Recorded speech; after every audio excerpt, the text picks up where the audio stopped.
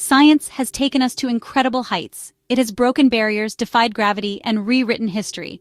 But sometimes, those breakthroughs come at a cost. What if I told you the first space pioneer wasn't a human? What if I told you she never even had a choice? In 1957, a small stray dog named Laika became the first living creature to orbit Earth. But there was just one problem. She was never meant to come back. Her journey wasn't just a test of survival. It was a moment that forced humanity to ask, how far are we willing to go for progress, and at what cost? Today we dive into a story that changed science forever and made us question the ethics behind every breakthrough. Before Neil Armstrong took his famous giant leap, before Yuri Gagarin became the first man in space, there was Laika, the unintentional trailblazer of the cosmos. A stray dog plucked from the streets of Moscow, Laika was chosen for her size, temperament, and, let's be honest, because she wasn't going to complain about Soviet working conditions.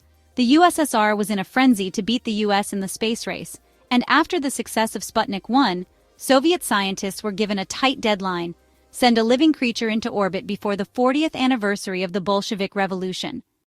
The result? Sputnik 2, an untested, hastily built spacecraft that, fun fact, had no return mechanism. Laika's fate was sealed before she ever left the ground. Unlike Sputnik 1, which was just a metal sphere beeping into the void, Sputnik 2 had to sustain a living passenger, monitor vital signs, and survive the harsh environment of space. Well, for a little while anyway. Scientists scrambled to design a life support system that would provide oxygen, food, and cooling. They strapped her into a tiny harness inside a cramped metal capsule with sensors tracking her every heartbeat. The mission was groundbreaking, sure, but the fine print was brutal. There was no plan for bringing her back. Laika wasn't so much an astronaut as she was an experiment in a metal can hurtling toward oblivion. On November 3, 1957, Sputnik 2 lifted off from the Baikonur Cosmodrome, and Laika became the first living creature to orbit Earth. As the rocket roared into the sky, her heart rate spiked, understandably, given that she had no clue what was happening. But as the capsule settled into orbit, her vitals steadied. It looked like she was adjusting to microgravity, and for a brief moment, scientists thought the mission might actually provide useful biological data. But the reality was far grimmer than Soviet officials let on. Early reports claimed Laika survived for several days before being humanely euthanized, which is Cold War speak, for we don't want to talk about what actually happened. The truth?